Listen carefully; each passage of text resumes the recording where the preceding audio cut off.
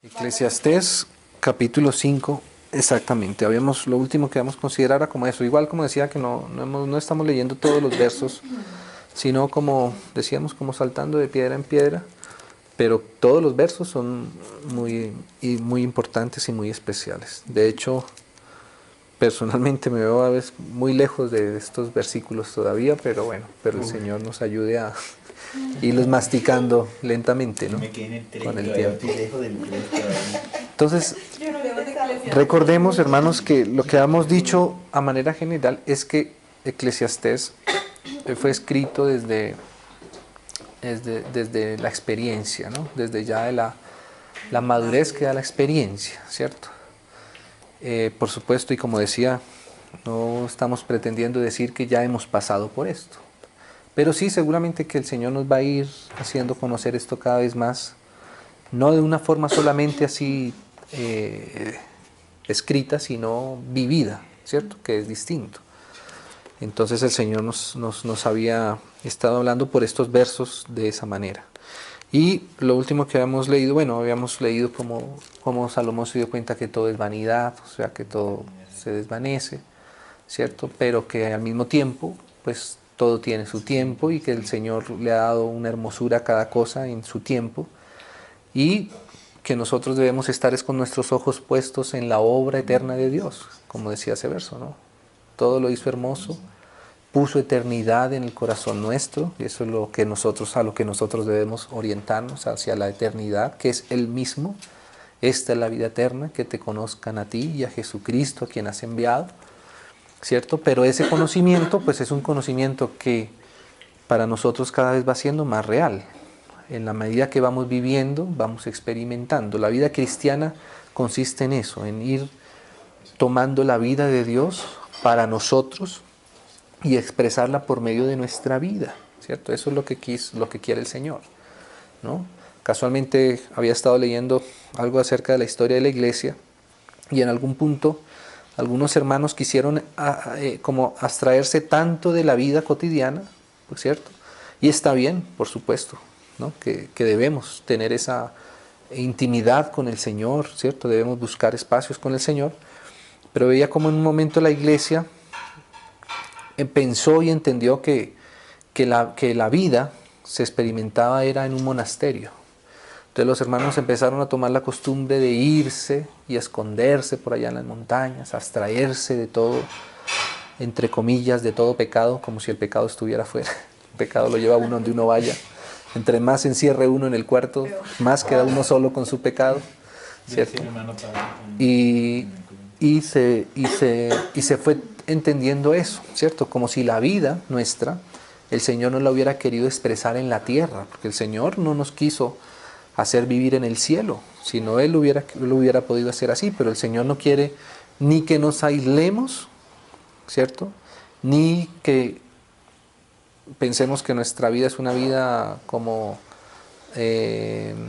sí, encapsulada en una pecera de cristal, ¿cierto? Al contrario, eso es lo que produce realmente es peor, es el efecto contrario en la carne, ¿cierto? Por eso tantos pecados tan aborrecibles en esos monasterios, ¿no? Porque nosotros nacimos fue para vivir en la tierra, trabajar en la tierra, morar en la tierra, vivir y expresarnos en la tierra y estar no solo, sino en comunión. Por supuesto que debemos tener una vida interior e íntima con el Señor en cada uno de nosotros, pero esa vida es para que podamos expresarla en medio de la comunión con los hermanos y con la iglesia, ¿cierto? No para aislarnos ni para separarnos, sino para al contrario, cada vez más irnos presentando más juntos, ¿cierto? Más perfectamente unidos, como ahora la oración del Señor Jesús no es que nos aislemos, sino que seamos uno, perfectamente, ¿cierto? Como el Padre y el Hijo son uno. Y esa es la razón por la cual nosotros debemos dar esa expresión de comunión, ¿cierto? Entonces digamos que esa es justamente la experiencia de Salomón, ver que la vida pues es para ver al Señor, poner nuestros ojos en la eternidad, ¿cierto? Los pies en la tierra, nuestra mirada en el cielo y nuestra provisión que venga de Él mismo, ¿no? Entonces Salomón había hablado también la última vez que habíamos de lo tocante ya a la casa, ¿no? De la casa de Dios, del cuidado que hay que tener en medio de la iglesia, de la casa, porque es el lugar donde habita el Señor, donde están su nombre, sus ojos, su corazón, su presencia misma, su santidad. Es por causa del Señor que nosotros debemos tener ese cuidado en la casa, que es la iglesia, que son los hermanos, ¿cierto?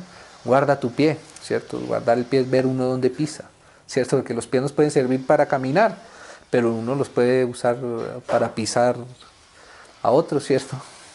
Para patear a otros o para hacer demasiado ruido, ¿cierto? Entonces necesitamos que el Señor nos ayude a tener esa madurez en medio de su casa. Entonces ahí habíamos leído algo acerca de esto, ¿no? Sí, hermanos, si leemos algunos otros pasajes también, al menos un par de versos más. En el capítulo 7 hay más, ¿no? Sería bueno poderlo leer todo, pero por causa del tiempo y también porque esto es como lo que más ha resaltado el Señor. Leamos en el capítulo 7, en el versículo 8, digamos, ¿cierto? Para ver cómo esto se va hilando con ciertos versos. Dice así: mejor es el fin del negocio que su principio. Mira que aquí nos habla acerca del negocio, ¿cierto? Me acuerdo esta palabra, a uno lo hace recordar que esta frase la usó el Señor Jesús cuando Él era un niño, ¿cierto? No sabes que en el negocio de mi Padre, ¿cierto? Me es necesario estar, ¿cierto? O sea que nosotros debemos entender que el Señor tiene un negocio y ese negocio trata de nosotros, es de su iglesia, de nuestros corazones, ¿cierto? Y aquí Eclesiastés, Salomón nos dice que ese negocio tiene un principio y tiene un fin, o sea que ese negocio también tiene un proceso de maduración, que es de lo que nos habla Eclesiastés, ¿cierto? Y él dice que es mejor el fin del negocio, o sea que entre más vamos madurando, vamos encontrando cosas mejores en ese negocio, ¿cierto? Vamos viendo que lo mejor siempre está hacia adelante, que el Señor quiere que avancemos, ¿cierto? El principio está bien, el principio es nuestra salvación, ¿cierto? Pero el Señor quiere que esa salvación produzca, ¿cierto? Madure en nosotros lo que el Señor ya ha hecho, ¿cierto? Entonces aquí dice esto, y mira la relación que ahora hace Salomón. Y mira esto que hay acá, dice: mejor es el fin del negocio que su principio. Mejor es, o sea, es como si él estuviera usando esa figura para comparar lo que uno encuentra al principio del negocio con lo que va uno encontrando hacia el final del negocio. ¿Sí me va a entender? Por eso él hace como esa comparación, como ese paralelo. Él dice, mejor es el principio que el fin del negocio, ¿cierto? Ahora mejor es el fin que el principio, perdón, sí. Mejor es el fin del negocio que el principio. Y ahora él aquí nos va a decir como algunas consideraciones del principio del negocio y otras del fin del negocio para que nosotros podamos ir identificando hacia dónde el Señor, de dónde va el negocio, hacia dónde nos quiere llevar ese negocio, ¿cierto? Y eso nos habla justamente de la experiencia. Entonces dice así: mejor es el sufrido de espíritu que el altivo de espíritu. ¿Qué quiere decir esas frases que están en ese mismo versículo?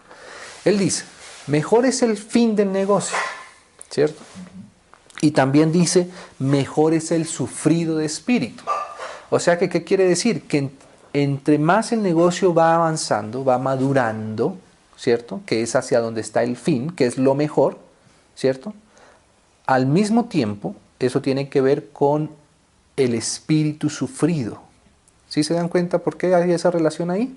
Mejor es el fin del negocio y mejor es el sufrido de espíritu que el altivo de espíritu. O sea que la altivez del espíritu es en donde uno comienza, ¿cierto? Al principio, cuando está el principio del negocio apenas empezando, ¿cierto? Ahí nosotros nos damos cuenta que nosotros somos altivos, ¿cierto? Somos más orgullosos, somos más duros, ¿cierto? Nuestra servidumbre no es tan dócil para el Señor.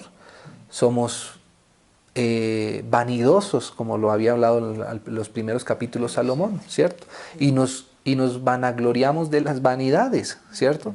Ese es el principio del negocio, ¿cierto?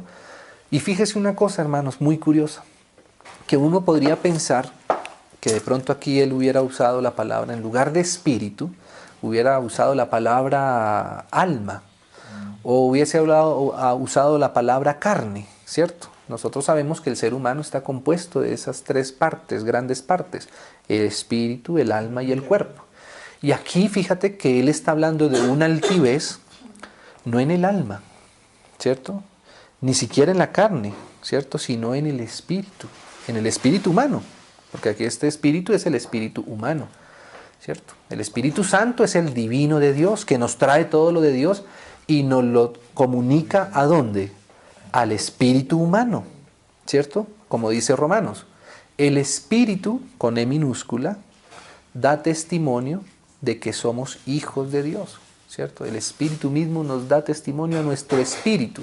El espíritu da testimonio a nuestro espíritu que somos hijos de Dios. ¿Sí me van a entender? Entonces, ¿qué quiere decir esto? Entonces, fíjate eso.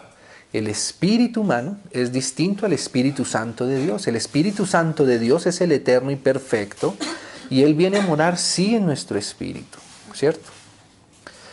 Y hay frases en el Nuevo Testamento y por toda la Biblia que nos hacen ver cómo nosotros necesitamos que así como el Espíritu Santo mora para siempre en nosotros, en nuestros corazones, nuestro espíritu humano siempre también esté atento a que lo que esté transmitiendo sea lo del Espíritu Santo de Dios.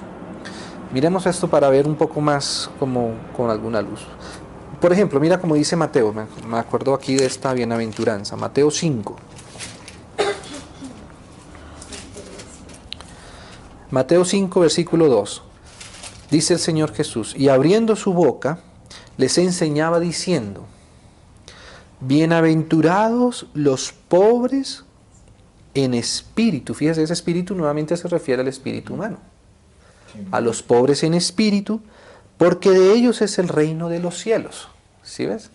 O sea que uno puede, aún en su interior, ¿cierto?, tener una altivez, tener una riqueza.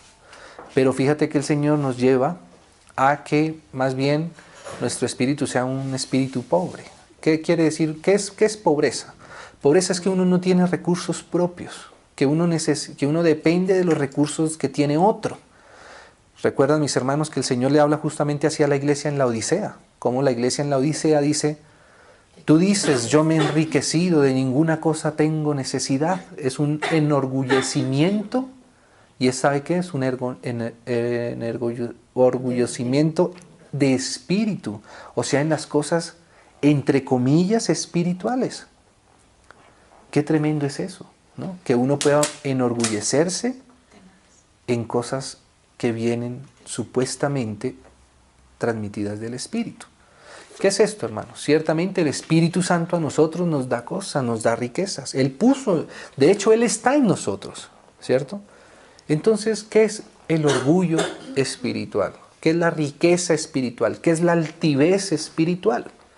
Pues justamente es lo contrario. Si la pobreza es depender de los recursos de otro, la riqueza es depender de los recursos de uno mismo, ¿cierto?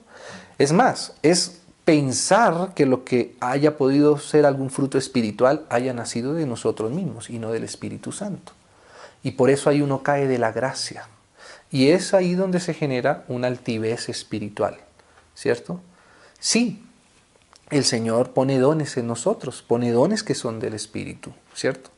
Es más, de hecho el Señor nos puede dar frutos también del Espíritu, que tiene que ver con nuestra madurez, ¿cierto? Pero nosotros debemos tener claro siempre que eso es don de Dios, ¿cierto? ¿Para qué? Dice Pablo, para que nadie se gloríe, porque cualquier cosa que provenga de nosotros genera ese enorgullecimiento, ¿cierto? Esa vanagloria, esa altivez. Fíjese una cosa, hermanos, qué curioso es esto. Nosotros sabemos que el Señor primero hizo a todos sus ángeles, ¿cierto? Al ejército celestial, como dice ahí en Génesis, el ejército de los cielos. Y de entre esos había querubines, Antes incluso de que fuera el hombre, antes de que hubiese el pecado, el Señor dispuso querubines, ¿cierto? Eso lo vemos claro por la palabra. ¿Por qué había que poner querubines si no había pecado? Si los querubines claramente son seres protectores, seres que guardan, ¿cierto? ¿Qué guardan? Guardan la santidad de Dios. Y uno los ve desde el Génesis. Por eso, cuando el hombre pecó, el Señor puso querubines con espadas para que el hombre no se acercara con su pecado a la vida eterna. Y también en muchos lugares, en Isaías, en Ezequiel, se ven los querubines guardando la santidad de Dios. Satanás, Lucero, ¿cierto? Cuando él fue creado, que nos lo narra la Biblia, él fue creado en santidad. Y antes de que él pecara, el Señor le dio a él ese oficio de ser un querubín protector. ¿Sí?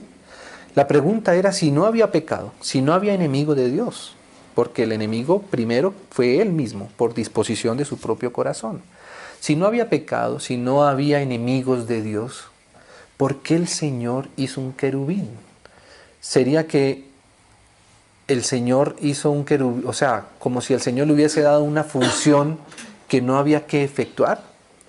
No, yo pienso que no. Yo pienso que si el Señor a él lo hizo querubín es porque él representaba que había que guardar, que había algo que había que cuidar. Pero fíjese que no era de un enemigo, no era del mal, porque todavía el mal todavía no estaba. ¿De qué era lo que tenía que cuidar ese querubín? Hermanos, cuando uno se da cuenta por lo que dice la Biblia de qué fue lo que pasó, de en dónde fue que surgió el problema surgió en el corazón de él mismo, del mismo querubín. Entonces, ¿qué era lo que ese querubín primeramente tenía que guardar? Su propio corazón, ¿cierto? Antes del pecado ya teníamos cosas que guardar. Antes de que el pecado tocara la tierra, ya el Señor le había dicho al hombre, guárdala, guarda el huerto. ¿De qué había que guardar el huerto? Por supuesto, ya para el hombre, del pecado mismo, ¿cierto? Pero también su propio corazón. Así como a Lucero, él tenía que guardar su propio corazón. ¿Y sabes qué dice Lucero? Cuando uno empieza a ver el proceso del enemigo, cómo él llegó a hacer el pecado, cómo llegó a ser él el pecador, su problema empezó en su propio corazón. ¿Y cómo? Enorgulleciéndose de lo que Dios mismo le había dado. ¿Sí ves? Él empezó a ver su vestidura, que el Señor lo había hecho con vestiduras de piedras preciosas. Las mismas piedras preciosas que aparecen en la Nueva Jerusalén. ¿Sí? Si uno se da cuenta del significado que tiene para el Señor esas piedras preciosas, y las puso en lucero. Es más, el mismo nombre de lucero ya es un nombre muy alto, es algo que representa al nombre de su Hijo, porque Pedro habla del lucero de la mañana refiriéndose al Señor Jesús. O sea que todo lo que el Señor le había dado a ese querubín, ¿cierto? Fue en lo que ese querubín se enalteció. ¿Sí? En eso mismo, ¿no? Y eso, hermanos, a veces es muy parecido a lo que nos pasa a nosotros, no antes de ser del Señor, sino ya siendo del Señor. Siendo del Señor, nosotros tenemos ese riesgo latente todo el tiempo, ¿cierto? Que es lo que narra la epístola a los Gálatas, ¿cierto? Que desprendiéndonos del Espíritu pasamos a nuestras propias obras y a nuestra propia fuerza, y creer que vencemos por nosotros mismos, ¿cierto? Entonces ahí empezamos a salir de la pobreza, que realmente es una riqueza, ¿cierto? Porque si han visto en Apocalipsis que el Señor le dice a Esmirna, le dice, tú dices que eres pobre, pero realmente eres rico, ¿cierto? O sea que cuando nos consideramos pobres es que realmente somos ricos y la riqueza del Señor puede ser nuestra provisión. Cuando nos consideramos ricos y autosuficientes, entonces cuando la provisión del Señor sobra y ya no hace falta. Y ahí es donde nuestro corazón se inflama y empezamos a alzar la cabeza, a estirársenos el cuello como la jirafa, ¿cierto? Que eso es lo que representaba, es un animal inmundo, representaba a los gentiles. Nuestro pecado de orgullo, alzar la cabeza. ¿Qué vamos a alzar la cabeza si no tenemos nada que no hayamos recibido primero, ¿cierto? Por eso, al principio, cuando nosotros somos niños en el Señor tiene que ir tratando con nuestro orgullo, aún con el orgullo en lo más adentro de nuestro corazón, que es el espíritu, ¿cierto? Entonces por eso dice eso. Mira, voy a leer otro verso para que nos demos cuenta cómo nuestro espíritu siempre tiene que estar en la condición de dependencia del Señor. Mira cómo el Señor le dice a Timoteo, en 2 Timoteo, este pudo haber sido el último verso que escribió el apóstol Pablo del Nuevo Testamento. Es lo más seguro, 2 Timoteo. Dice así, el último capítulo, ¿cuál es? El capítulo 4. Y mira, él está diciendo a esto a Timoteo, ¿no? De hecho, leámoslo en el 19, como para tener un contexto de cómo es la familiaridad con la que Pablo le enseña esto a Timoteo. Pablo aquí ya es un anciano, tanto espiritual como ya anciano. De hecho, aquí en esta misma carta él dice que él ya está pronto para irse con el Señor, ¿cierto? Dice por ejemplo, es la última, mira lo que dice en el versículo 6 de ese mismo capítulo, dice, porque yo, Pablo, ya estoy para ser sacrificado y el tiempo de mi partida está cercano. Este es como decir, a la luz de lo que estamos viendo, el fin del negocio, ¿cierto? Ya el fin de nuestra vida madurada para el Señor. Entonces dice así, porque el Señor nos lleva cuando ya hemos producido el fruto que Él espera, ¿cierto? O cuando no lo vamos a producir ya. Como la higuera, que el Señor dijo, bueno, ya, ¿para qué más esta higuera no va a producir más fruto? Hay que cortarla y echarla al fuego. Ojalá que sea la recogida para nosotros del Señor, sea porque ya el Señor llegó al punto, ¿no? Nos llegó al punto. Entonces dice así, dice el versículo 19, saluda a Prisca y a Aquila y a la casa de Onesíforo. Erasto se quedó en Corinto y a Trófimo dejé en Mileto enfermo. Bueno, procura venir antes del invierno. Eúbulo te saluda, y Pudente, Lino, Claudia y todos los hermanos. Mira, Lino, hay Lina y Lino. Y ese es el versículo. Y todos los hermanos. Qué lindo, ¿no? Esa familiaridad que quedó en el Nuevo Testamento. Y uno se da cuenta que Él está tratando con personas, con hermanos que aquí están los nombres de la obra del Señor en la tierra. Entonces dice así, ahora mira lo que dice el versículo 22. El Señor Jesucristo, Timoteo, tú que eres joven, el Señor Jesucristo esté con tu espíritu. ¿Sí ves? ¿Qué frase, no? El Señor Jesucristo esté con tu espíritu. ¿Cierto? O sea que fíjate que nuestro espíritu debe estar siempre puesto en el Señor Jesucristo. Que nuestro espíritu nunca se vaya para otro lado. Nunca se vaya ni para otro nombre, ni mucho menos para nosotros mismos. Nosotros somos absolutamente desconfiables. El que ha hecho la obra es el Señor y siempre dependeremos de Él. ¿Cierto? Nunca debemos perder eso. Esfuérzate, pero en la gracia. La gracia es depender del Señor. Nunca dejarnos en nuestras propias fuerzas. El enemigo quiere eso. Sea de una manera directa o por sutilezas, dejarnos en nuestras propias fuerzas. ¿Para qué? Para que se manifieste lo que pasó en el corazón de él, la altivez. ¿Cierto? Y hay muchos otros versos, ¿cierto? Pero creo que con esto nos damos cuenta que realmente hay que tener cuidado aún con lo que entre comillas queremos camuflar como espiritualmente. ¿Sí o no? A veces camuflamos cosas espiritualmente y creemos que por ser espirituales a veces no nos damos cuenta que estamos pasando a una altivez propia. Aquí nos vamos a dar cuenta de algunas señales de esto. Mira, dice. Entonces el fin del negocio tiene que ver con el sufrimiento del espíritu, o sea, un sufrimiento en el sentido de negarnos a nosotros mismos, ¿cierto? No te apresures, y mira que el apresuramiento también puede ser en el espíritu, dice, no te apresures en tu espíritu a enojarte. Fíjate, a veces uno pasa el enojo muy por alto, a veces uno piensa que hay pecados que son más groseros que otros, pero esto también hay que considerarlo, estar atento a nuestro enojo.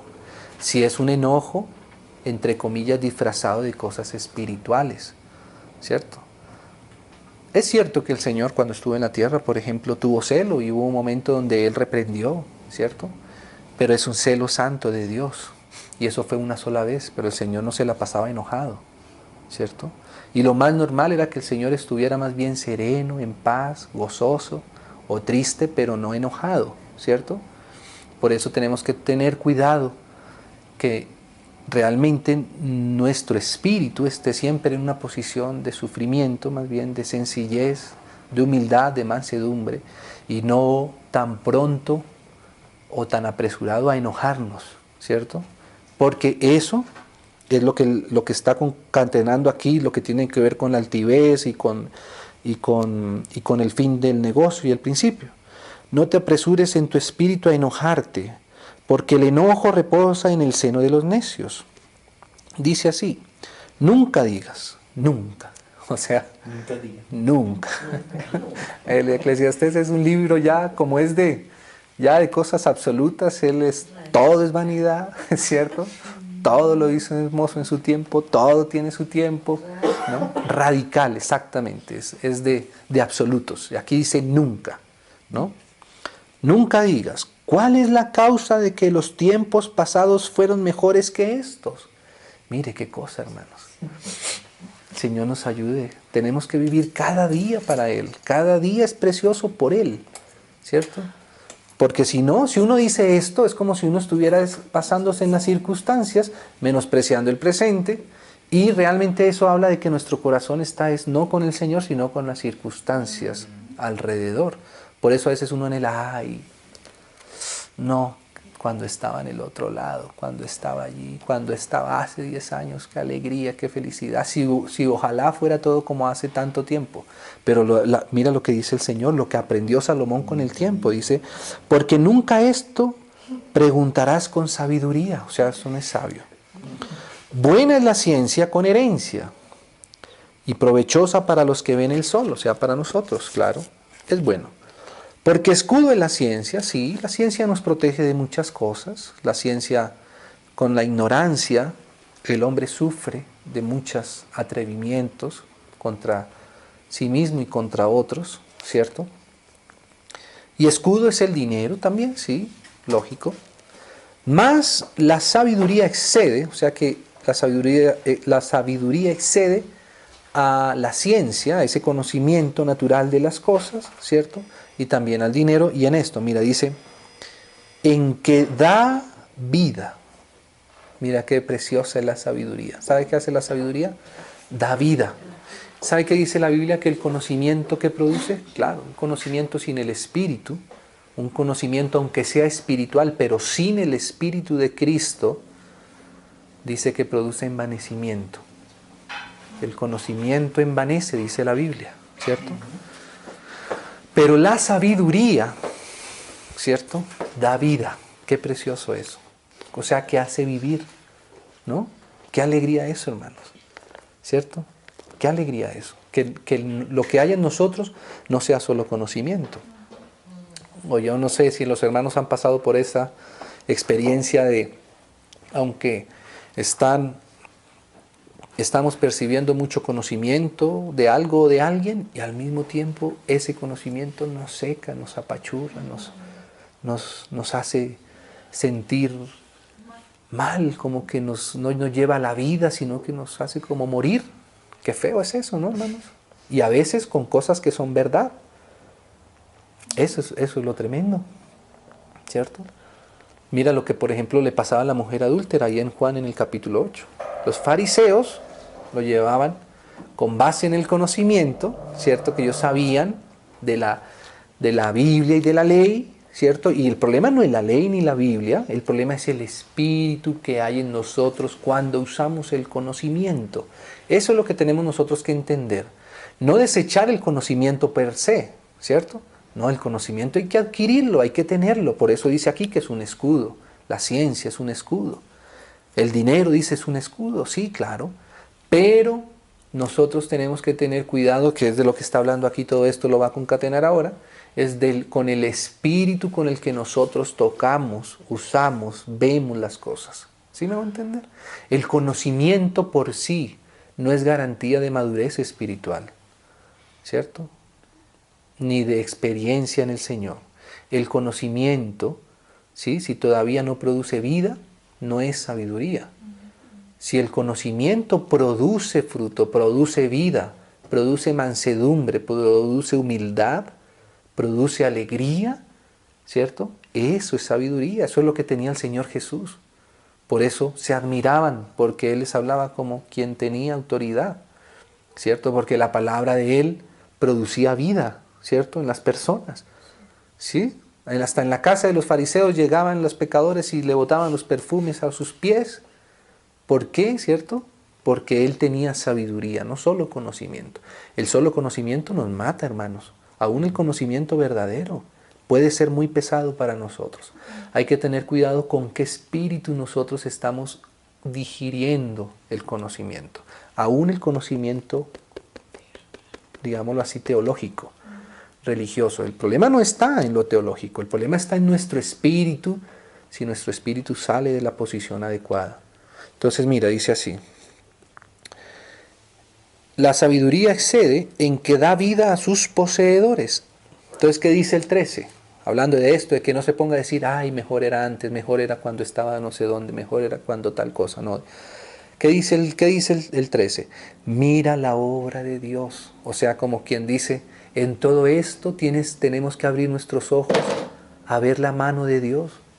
Probablemente sí, de pronto hace 5 años podríamos decir, ay, qué rico, qué chévere cuando estaba a tal lado, ¿cierto? Pero ¿quién mudó? ¿Quién es el que muda las disposiciones en nuestra vida? ¿Quién es el que nos hace cambiar de un estado al otro?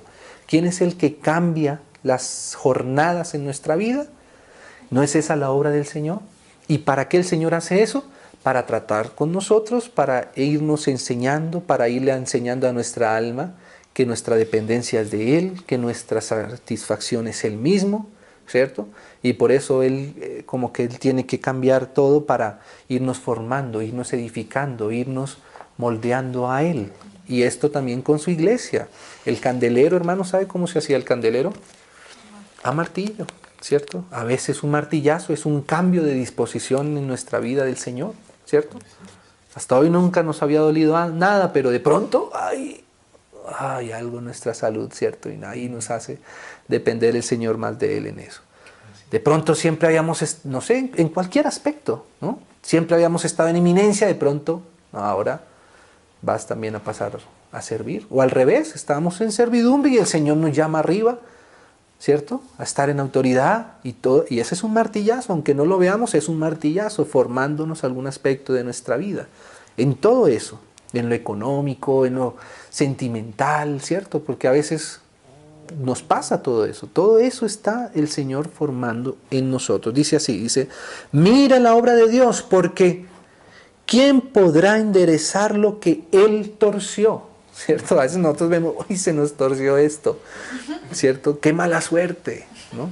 La embarré, no la embarraste, es que el Señor torció algo, nos dio una curvita, ¿no? En alguna parte. El candelero era lleno de curvas, los brazos eran redondos, ¿no? Y dice, ay, se nos torció esto, ¿no? No se nos torció, es que el Señor le está dando forma.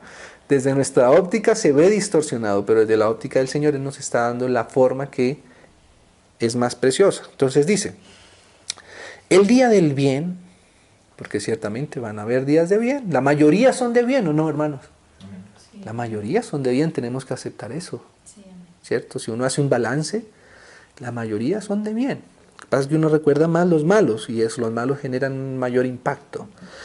En el día del bien, goza del bien, está bien. Cuando estés bien, vamos a estar alegres, no nos vamos a atribular a nosotros mismos. Si el Señor nos tiene bien, pues bien, ¿no? Porque a veces uno ve que a veces ya casi que se pasa uno al otro lado. No estamos a favor del Evangelio de la prosperidad, pero tampoco el Evangelio de la miserabilidad, no, tampoco. Si el Señor nos tiene bien, goza del bien, ¿cierto? Si el Señor te da salud, amén. No procures enfermarte, ¿cierto? Si el Señor te da bien, pues goza del bien, no es pecado gozar del bien, ¿cierto? Entonces otro hermano, pero es que usted comprando tenis, pero ¿Qué podemos hacer, cierto? Hasta donde el Señor nos permita, pues bueno. Y el día que no, que nos toque descalzos, pues bueno, descalzos. Pero eso no lo manejamos nosotros. Si lo manejamos nosotros, es tan carnal como cualquier otra cosa. A veces nosotros mismos queremos pasarnos al día del mal y el Señor nos tiene en el día del bien, ¿cierto? Y cuando estamos en el del mal, queremos rápido salir para el del bien. Así somos nosotros.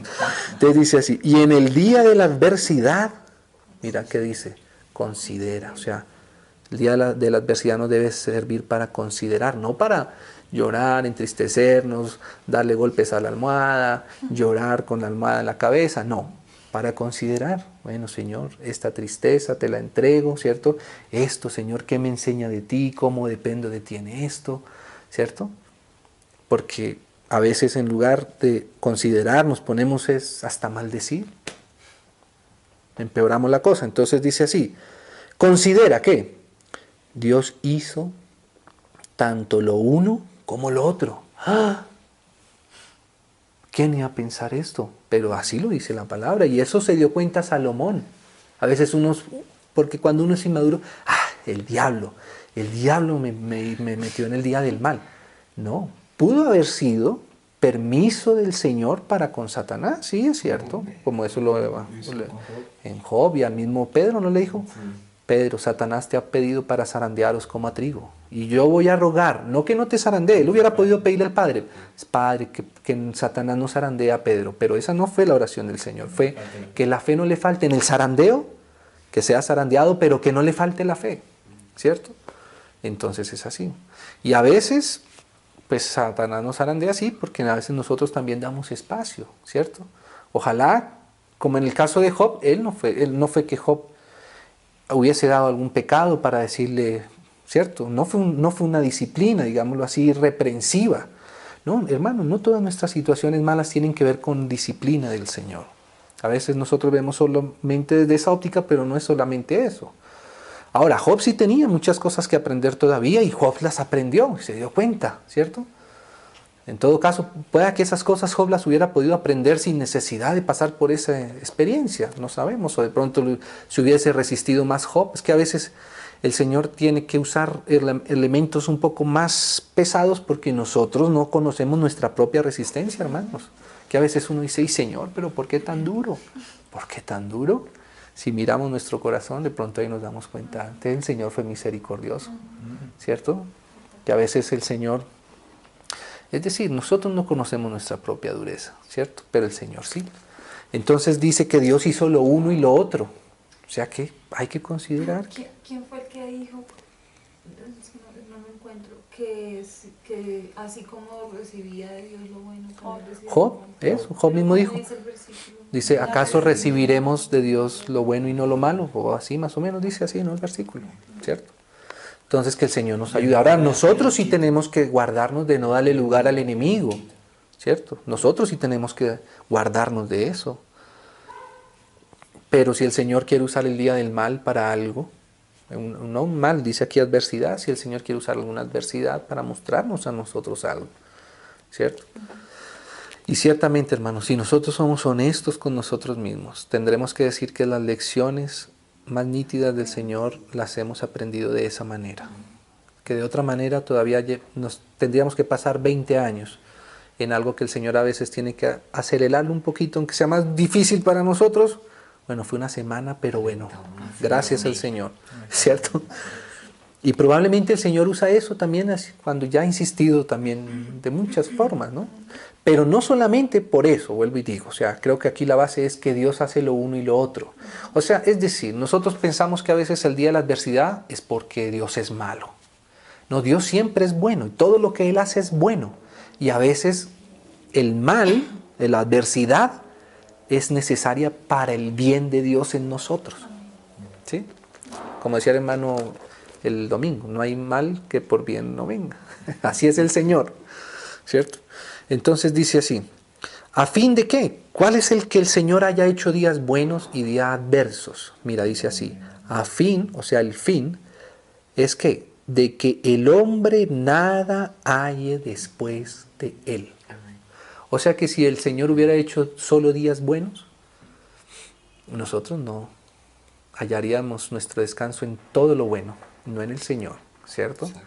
Y por el contrario, también si el Señor hace todos los días malos o adversos, tampoco seguramente, ¿cierto? Recurriríamos a Él porque no veríamos tampoco su misericordia y su bondad. Por eso el Señor sabe que, digámoslo así, con ese cambio de bueno a adverso y de adverso a bueno, nos vamos soltando de lo nuestro y vamos a empezar a hallar solo al Señor, ¿cierto? Como la hermana Marangullón, ¿cierto? Ella ya ni se daba cuenta qué día, cuál día era la adversidad y cuál día era bueno, porque siempre estaba con el Señor y era una alegría, ¿cierto? Hasta cuando la juzgaban, la maltrataban, esto, y ella estaba alegre y podía amar aún hasta los mismos que le hacían daño. Los amaba tanto que a veces se le olvidaba que era el mismo que le había acabado de golpear, porque dependía del Señor, ¿no? Qué lindo el Señor, ¿no? Sí. Mira esto, dice, ya vamos terminando, dice, todo esto he visto en los días de mi vanidad. Por eso fíjese cómo habla Salomón, ¿sí ves? Desde alguien que ya ha pasado los días, ¿cierto? Justo ahí, mira lo que se dio cuenta Salomón. Y esto Salomón se dio cuenta, hermanos, no mirando a los otros, porque es que así es muy fácil aprender, ¿cierto? Señalando al otro, mirando al otro, juzgando al otro y normalmente rescatándose uno mismo. No, pero esto él lo vio desde la experiencia, dice, justo hay que perece por su justicia. Qué tremendo. Y hay impío que por su maldad alarga sus días. O sea que el asunto no está ni en la justicia propia, ¿cierto? Ni en la riqueza propia, ni en nada propio, ¿cierto? Como dice más adelante él mismo. Él se dio cuenta que no es de los ligeros la carrera, ni de los fuertes la guerra, ¿cierto? A veces uno piensa, uno sin darse cuenta, hermano, uno confía tanto en uno mismo, ¿cierto? Uno confía en su capacidad intelectual o en su responsabilidad. No, es que yo he sido responsable toda la vida, ¿cierto? Y no, hay gente responsable también, más responsable que uno, y a veces no han pasado por más adversidad, ¿cierto? Hay personas que no son tan inteligentes y el Señor les da, por ejemplo, más hablando económicamente, ¿cierto? ¿Para qué? Para enseñarle a uno que no es una habilidad propia, sino es que Él reparte como Él quiere. Él reparte como Él quiere, ¿cierto? O sea que no es de nuestro esfuerzo propio. Si el Señor nos dio algo bueno, algo desde Él y Él lo puede usar, ¿no? ¿Cierto? Pero no nos hagamos fuertes en nuestra propia justicia, ¿cierto? Porque mire que hay hasta impíos que viven más que los justos. ¿Para qué? Para que nos demos cuenta que no es porque yo sea bueno ni porque el otro sea malo. Es el Señor gobernando todas las cosas. De hecho dice aquí, dice, no seas demasiado justo. Qué raro, ¿no? Que Salomón diga esto. No seas demasiado justo. Que a veces nosotros queremos ser tan justos que mira lo que pasa. No seas demasiado justo, ni seas sabio con exceso. Qué raro, pero dice esto.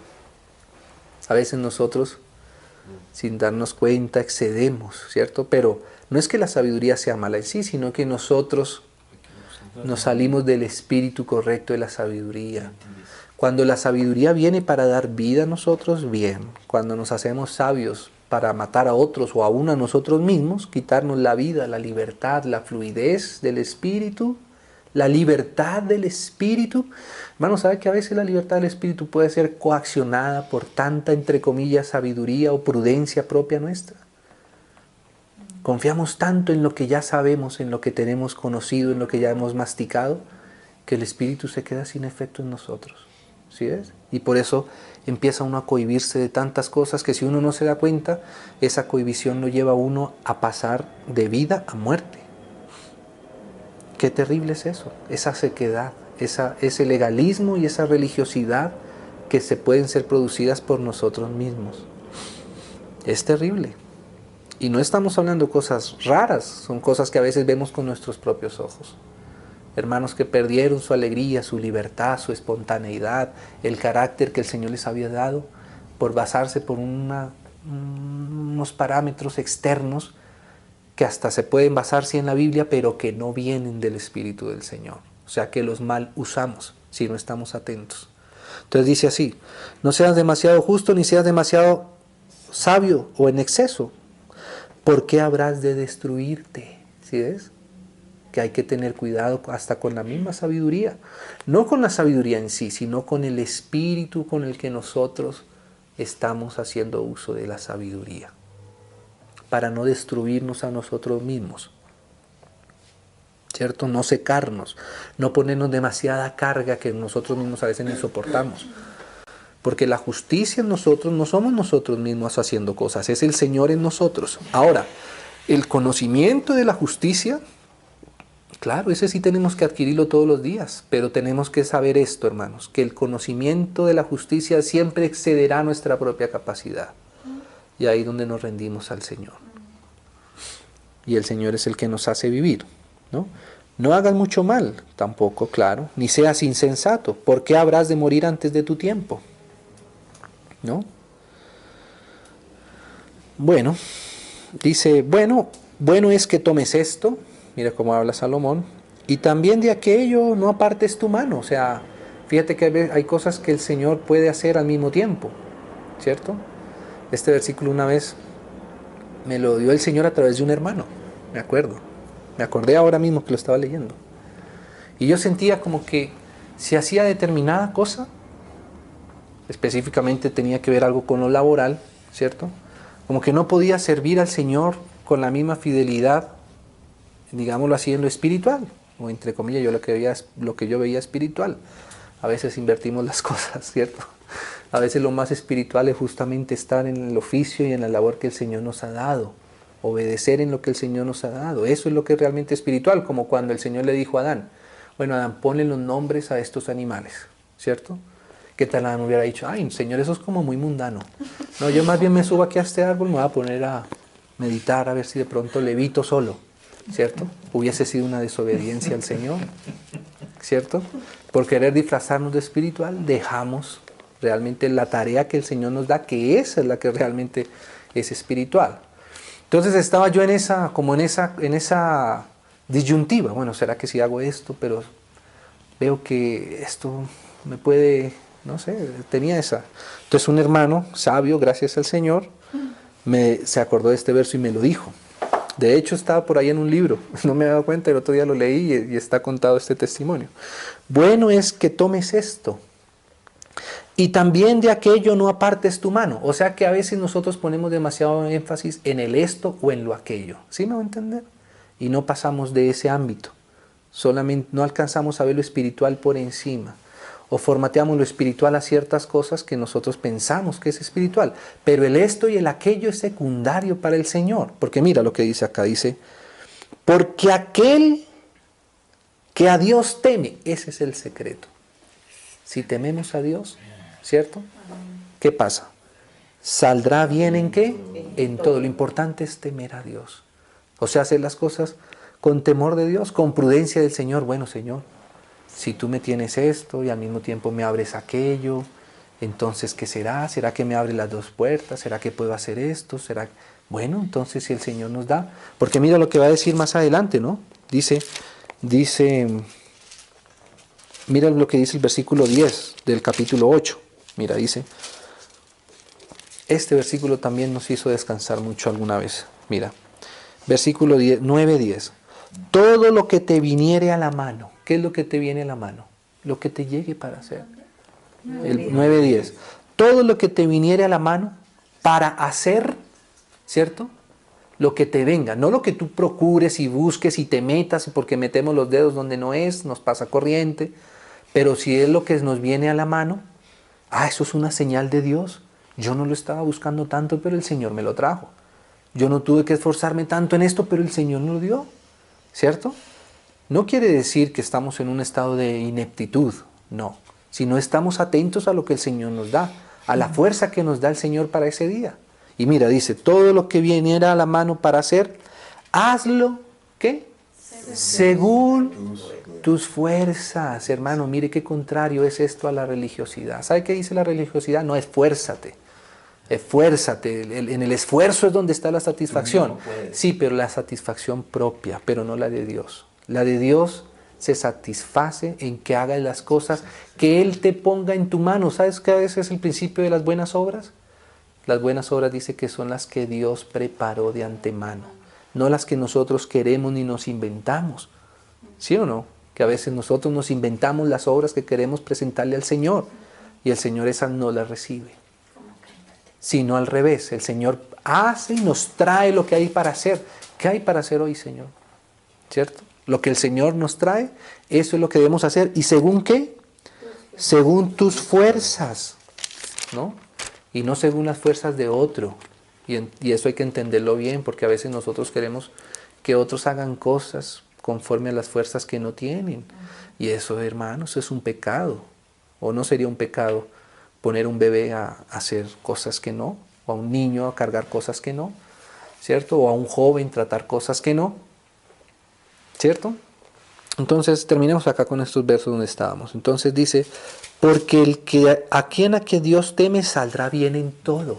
O sea que fíjate que a veces nosotros ponemos tanto hincapié en el esto o el aquello, y el Señor dice, bueno es que tomes esto y tampoco suelte el otro. O sea, ve delante de Dios temiéndole al Señor, o sea, dependiendo de Él, de su gracia, de su fortaleza, de su dirección, de su sabiduría.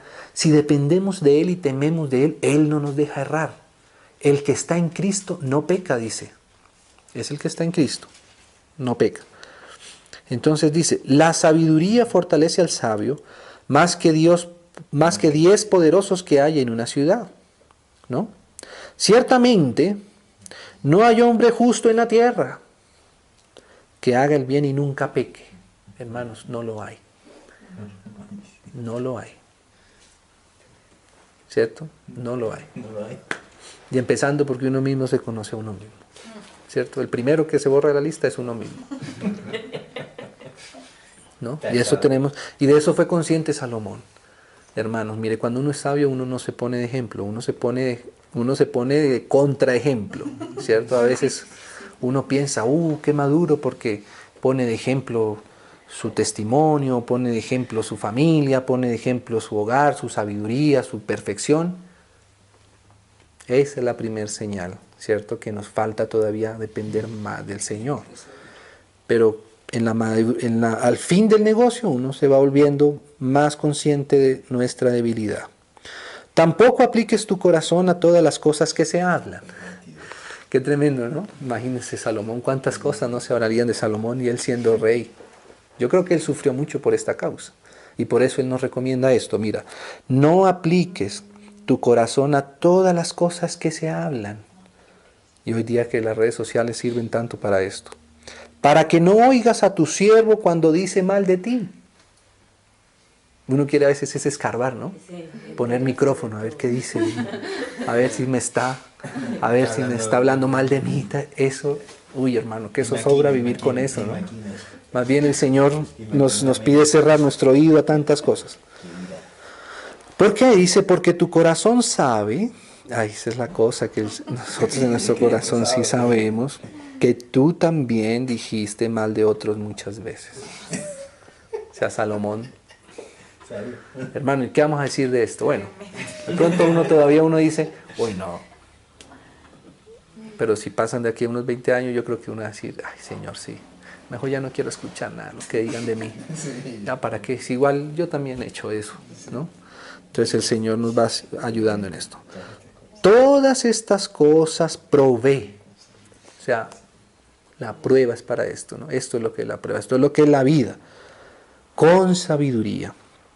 Diciendo, mira, terminemos con este más porque dice, diciendo, ¿qué decía Salomón? Seré sabio. Y esto parece, hermano, muy espiritual. Pero mira qué dice Salomón después. Pero la sabiduría se alejó de mí. ¿Por qué? Por eso que él acabó de decir. ¿Cierto? Qué raro es eso, ¿no? Que cuando uno quiere ser sabio, la sabiduría se le aleja. ¿Por qué? Porque la sabiduría está en la persona del Señor Jesús. Y cuando uno quiere las cosas en vanagloria, eso espanta. Como dice el Señor, con los humildes, ¿cierto? Es donde Él está y donde Él mora. Con el contrito y humillado de corazón, ahí está. Pero cuando uno se vanagloria, Señor, yo quiero saber más, quiero ser el mejor, quiero ser... El Señor se calla, baja su mirada, ¿cierto? Dice, tengo que ayudarle. ¿Y cómo es el Señor nos ayuda? Dejándonos un poco solos, para que nos demos cuenta que, ahí sí es cierto, que estamos hablando solos. Tremenda esa frase, ¿no? Dije, seré sabio, y la sabiduría mismo salió corriendo. Como dice, la sabiduría no se quiere dejar coger así por la fuerza ni a las malas. La sabiduría, hermanos, es el ir experimentando día a día lo del Señor en nosotros, con calma, con paciencia, como dice Hebreos. Corramos con paciencia. No sé cómo será eso. El Espíritu Santo es el que tiene que enseñarnos a correr con paciencia, ¿cierto? Pero es así. Si nosotros nos aceleramos demasiado, el Señor nos como que se retrasa un poquito, ¿cierto? Y si nos vamos retrasando muy poquito, entonces el Señor ahí nos toma de la mano y nos ayuda y nos anima, ¿cierto? Pero no para que salgamos corriendo como locos y nos perdamos de Él. No, sino irlo esperando. Él tiene su medida, hermanos, y qué precioso es ir en la medida del Señor, sin adelantárnosle y sin tampoco perderle. Pero ¿cómo no le perdemos? Simplemente con nuestra disposición. Señor, yo quiero seguirte, ayúdame, ¿cierto? Quiero estar contigo, quiero estar cerca de ti. Que nada de lo que yo haga te espante de mí, como le pasó a Salomón. Sabiduría, te voy a coger con mis dos manos. No, la sabiduría se fue porque sabía que así no es. Así no son las cosas en el Señor. Las cosas en el Señor son muy distintas. Él nos va dando la medida. Y los que retrasamos el proceso muchas veces somos nosotros con nuestro propio afán. ¿Sí o no? Queremos acelerarnos y empezar a hacer cosas demasiado aceleradas o qué sé yo, y entonces ahí el Señor se nos aleja un poco. Nos dice, va a esperar a que te calmes un poquito, bajes un poco la voz, deja tanta gritería, tanto aspaviento, tanto manoteo, ¿cierto? Porque eso es producto de nuestra propia inflamación, de nuestro propio ego, y esperamos que se calme la cosa, y ahí otra vez tienes que empezar a percibir las cosas como son, ¿cierto? Hermanos, así es. El Señor nos ayude y nos guarde. Pensé que alcanzábamos a terminar hoy, pero Dios mediante, si el Señor nos concede, creo que podríamos terminar con otro par de porciones la próxima vez que el Señor nos concede, hermanos.